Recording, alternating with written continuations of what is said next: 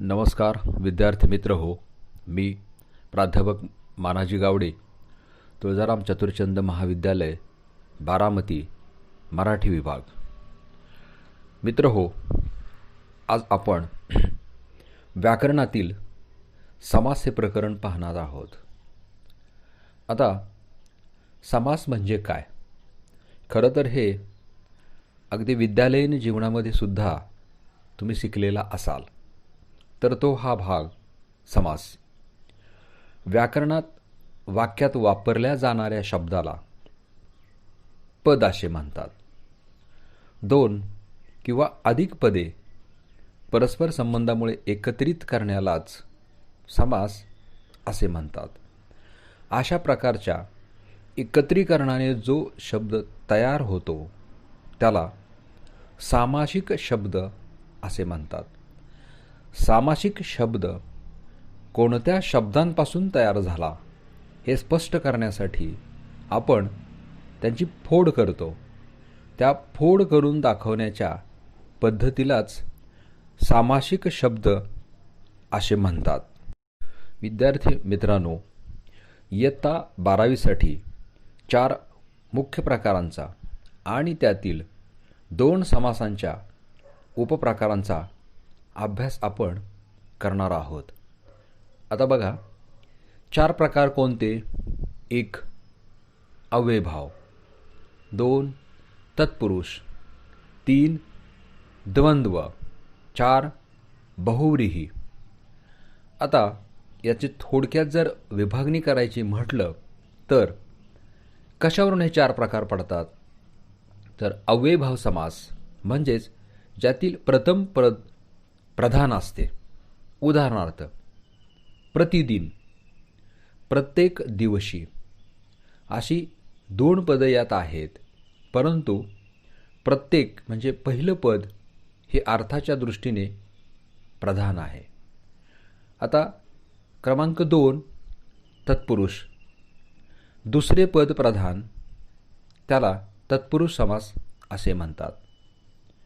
उदाहरणार्थ, सूर्योदय, सूर्याचा उदय. आता यातील अर्थाच्या दृष्टीने दुसरे पद महत्त्वाचे आहे आणि या समासात आणखी 3 पोट प्रकार होतात. 1 विभक्ती तत्पुरुष, 2 कर्मधारय आणि 3 द्विगु. आता तिसऱ्या समासाच्या प्रकाराचं नाव आहे द्वंद्व समास. या समासातील दोन्ही पदे प्रधान असतात.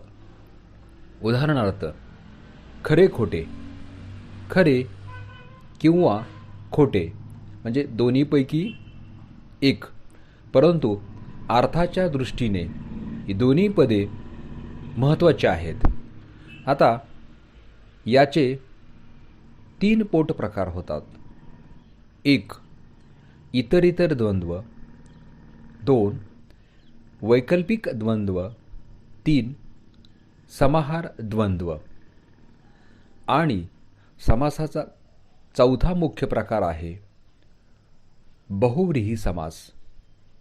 इथे पहिलंही नाही, दुसरंही नाही, दोन्हीही नाहीत, तर दोन्हीतून तिसऱ्या पदाच्या अर्थाचा बोध होतो, त्याला बहुव्रीही समास असे म्हणतात.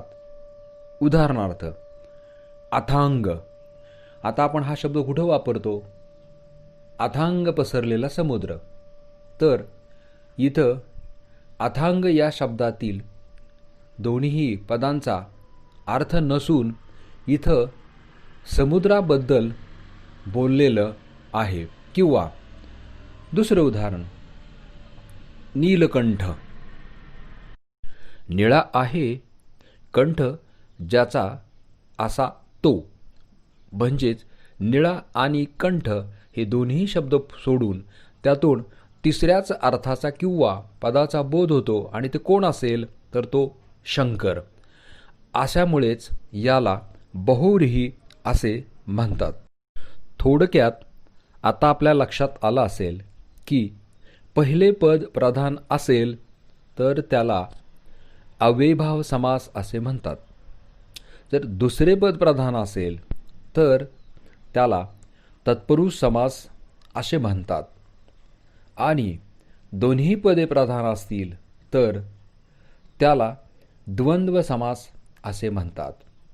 आणि दोन्ही पदातून तिसऱ्याच पदाचा बोध होत असेल तर त्यास बहुव्रीही समास असे म्हणतात. आता या चारींपैकी जो पहिला अव्ययीभाव समास आहे त्याला पोटप्रकार नाहीत. आता आपण काही वाक्य वाचून त्यातील अशा प्रकारच्या शब्दांचा शोध घेण्याचा प्रयत्न करूया. पान नंबर 116 वरती त्यांनी वरती काही वाक्य दिलेली आहेत. सैनिक सीमेवर पहारा करताना प्रतिक्षण सतर्क असतात. आता या वाक्यातील प्रतिक्षण बघा, इथं दोन शब्द एकत्र येऊन एक शब्द तयार झालेला आहे. म्हणजे काय तर प्रत्येक क्षणाला. आता दुसरं वाक्य, त्याने आपले तन मन धन राष्ट्रार्पण केले. इथं राष्ट्रार्पण हा सामासिक शब्द आलेला आहे. इथं दोन शब्द आहेत, राष्ट्र आणि अर्पण. तर तिसऱ्या वाक्यात सत्सद विवेकबुद्धी असणारी व्यक्ती योग्यायोग्यतेचा विचार करतेच. या वाक्यात योग्यायोग्यतेचा इथं दोन सामासिक शब्द एकत्र आलेत, योग्य आणि दुसरा शब्द आहे अयोग्य.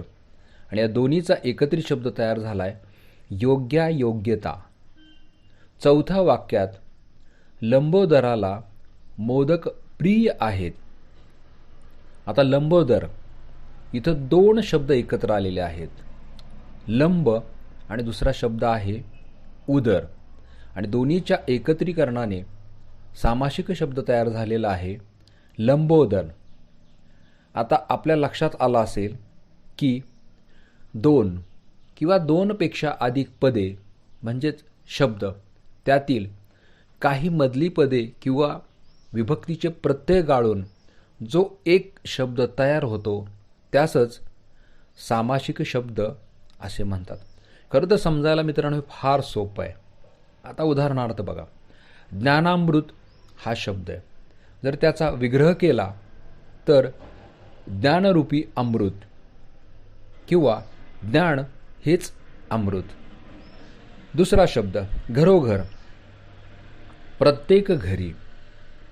अहोरात्र, त्याचा विग्रह काय होईल, अह म्हणजे दिवस आणि रात्र.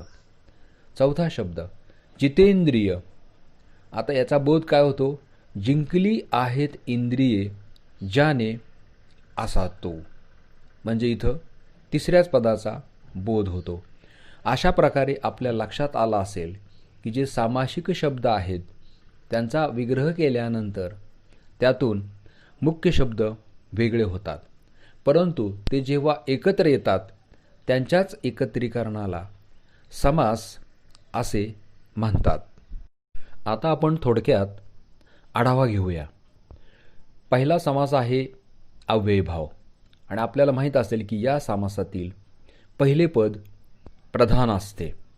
उदाहरणार्थ, वैभव वर्गातील कोणत्याही तासाला गैरहजर राहत नाही.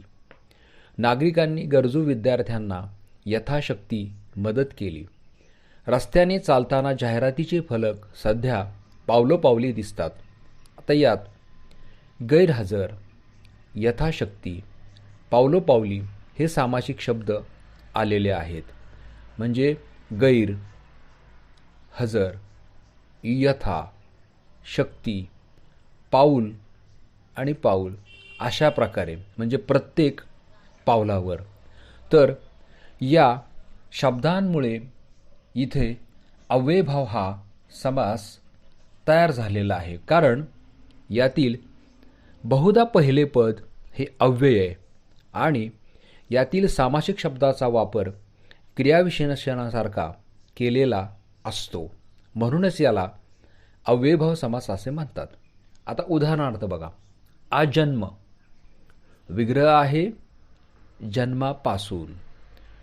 प्रतिदिन, प्रत्येक दिवशी. आकंठ, कंठापर्यंत. व्यक्तिगणिक, प्रत्येक व्यक्ती. दारोदार, प्रत्येक दारी. विद्यार्थी मित्र हो, दुसरा प्रकार आहे तत्पुरुष समास. या तत्पुरुष समासातील आपण पाहिले की दुसरे पद प्रधान असते. आता उदाहरणार्थ पहा. राजाची आज्ञा म्हणजेच राजाज्ञा. 8 अंगांचा समूह म्हणजेच अष्टांग. उत्तम असा पुरुष, पुरुषोत्तम. यावरून आपल्या असं लक्षात येईल की ज्या समासातील दुसरे पद महत्त्वाचे आहे आणि अर्थाच्या दृष्टीने गाळलेला शब्द किंवा विभक्तीचा प्रत्यय विग्रह करताना घालावा लागतो, म्हणून त्यास तत्पुरुष समास असे म्हणतात. तसेच या समासाला 3 पोट प्रकार आहेत. एक विभक्ती तत्पुरुष, दुसरा कर्मधारय समास आणि तिसरा द्विगु समास.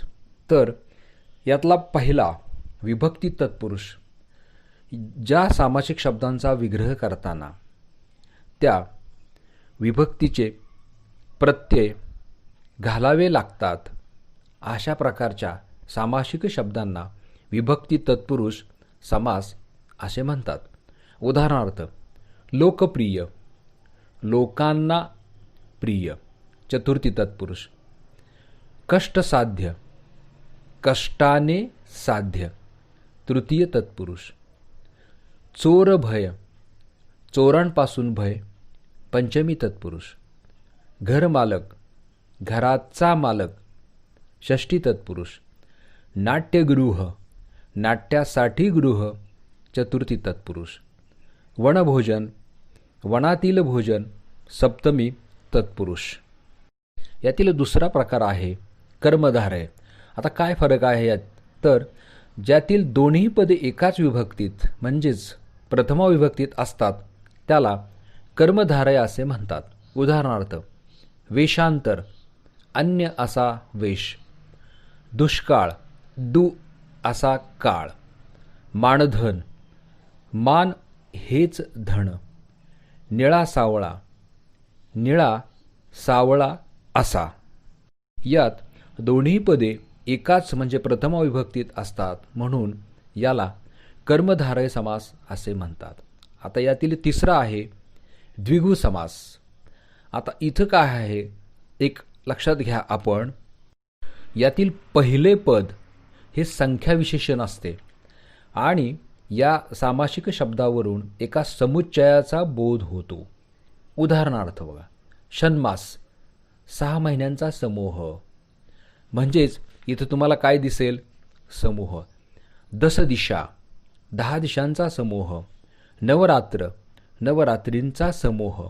सप्ताह, 7 अहांचा म्हणजे दिवसांचा समूह.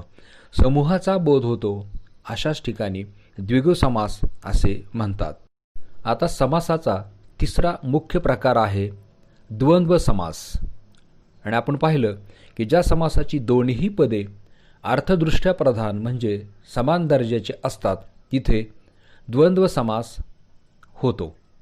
उदाहरणार्थ पती पत्नी, पती आणि पत्नी दोन्हीही पदं महत्त्वाची आहेत. खरे खोटे, खरे किंवा खोटे. गप्पा गोष्टी, गप्पा गोष्टी इत्यादी. विद्यार्थी मित्र हो, या द्वंद्व समासाचे आणखी 3 पोटप्रकार पडतात. एक इतरेतर द्वंद्व समास. अर्थासाठी तर दोन्ही पदांची अपेक्षा आहेच, परंतु विग्रह करताना आणि व यापैकी एक वापरावे लागते. दुसरा आहे वैकल्पिक द्वंद्व समास. दोन्ही पदे प्रधान आहेतच, परंतु विग्रह करताना किंवा अथवा वा असा विकल्पबोधक उभयान्वयी अव्ययांचा वापर करावा लागतो. यातला तिसरा पोटप्रकार आहे समाहार द्वंद्व. यातील पदांचा विग्रह करताना मूळ पदांच्या बरोबर त्याच जातीच्या इतर पदांचाही समावेश केलेला असतो आणि त्या समुदायाला किंवा त्या एकत्रीकरणालाच समाहार द्वंद्व असे म्हणतात. उदाहरणार्थ, अंथरूण पांघरूण, अंथरण्यासाठी पांघरण्यासाठी लागणाऱ्या वस्तू व इतर वस्तू म्हणून त्यास समाहार असे म्हटलेले आहे. आता आपण तक्ता पाहूया. शब्द आहे माय लेकरे. माय आणि लेकरे, इथं आणि आहे म्हणून इतरेतर द्वंद्व. इष्टानिष्ट, इष्ट किंवा अनिष्ट म्हणून वैकल्पिक द्वंद्व. अंथरूण पांघरूण, अंथरण्यासाठी व पांघरण्यासाठी लागणाऱ्या वस्तू म्हणून समाहार द्वंद्व. लहान मोठे, लहान किंवा मोठे वैकल्पिक द्वंद्व. घरदार, घर दार इत्यादी समाहार द्वंद्व. विटी दांडू, विटी आणि दांडू म्हणून इतरेतर द्वंद्व. भले बुरे, भले अथवा बुरे वैकल्पिक द्वंद्व. कुलूप किल्ली, कुलूप किल्ली इत्यादी समाहार द्वंद्व. आणि मित्रांनो, आता शेवटचा प्रकार आहे बहुव्रीही समास. आपण सुरुवातीलाच म्हटलं की दोन्हीतून तिसऱ्या पदाचा बोध होतो, त्यास आपण बहुव्रीही म्हणतो. उदाहरणार्थ, कृष्णा हा माझा सहाध्यायी आहे. आता इथं सहाध्यायी याबद्दल बोलायचं नसून तर तो कोण आहे? कृष्णा.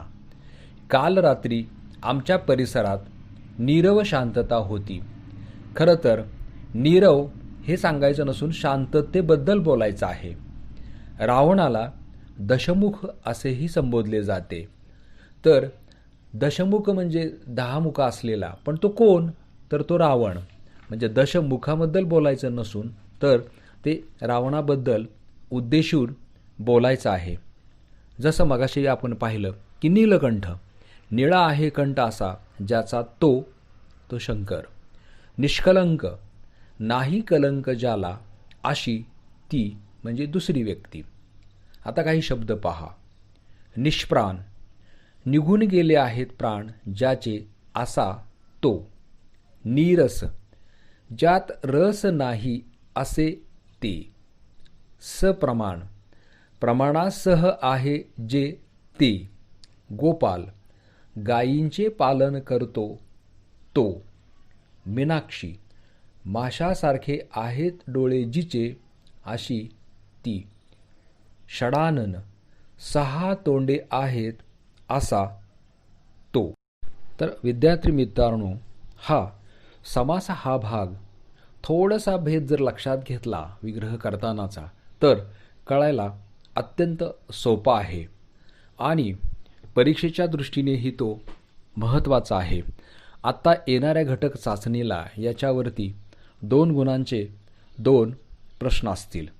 पूर्वी काय असायचं की व्याकरणाचे फक्त प्रकरणांची नावं सांगितली जायची, परंतु ती पाठ्यपुस्तकात समाविष्ट केलेली नसायची. आता एक आपल्या सुदैवाने चांगली गोष्ट आहे की जे व्याकरण आपल्याला आहे ती प्रकरणं स्वतंत्ररित्या आपल्या पाठ्यपुस्तकात दिलेली आहेत. तर आपण पान क्रमांक 116 वरती सुरू होणारं हे प्रकरण जर बारकाईने वाचलं तर समास म्हणजे काय हे आपल्या चांगलंच ध्यानात येईल. दुसरी गोष्ट विद्यार्थी मित्रांनो, ही आपण जी कृतीपत्रिका सोडवणार आहोत किंवा ज्याला आपण MCQ म्हटलेलं आहे किंवा बहुपर्यायी प्रश्न म्हटलेला आहे, हे फारसं अवघड नाही. कारण आपल्याला तिथं त्या विचारलेल्या प्रश्नाचा पर्याय शोधून द्यायचा आहे आणि म्हणूनच आपण अतिशय शांतपणे अभ्यास करून या येणाऱ्या घटक चाचणीला सामोरं जावं. आणि आता आपण जरी आपल्याकडं वेळ कमी असल्यामुळे थोडंसं वेगात हे पाहिलेलं आहे, तरी भविष्यात आपण व्याकरणासाठी परत पुन्हा स्वतंत्ररित्या आणि सविस्तर तासिका घेऊ आणि पुन्हा हे व्याकरण समजावून घेऊ. तरी आपण दिलेली प्रकरणं जी आपल्याला सांगितलेली आहेत घटक चाचणीसाठी ती बारकाईने वाचून ठेवावीत आणि घटक चाचणी देताना ती कोणत्या प्रकरणावरती आहे आणि पाठातील कोणत्या उतार्यांवरती आहे किंवा कविता संपूर्ण यावरती आहे, त्या त्या प्रश्नांच्या वरती तिथे माहिती दिलेली आहे ती वाचून त्यानुसारच आपण प्रश्नांची उत्तरे द्यावीत एवढे मात्र ध्यानात घ्या. धन्यवाद.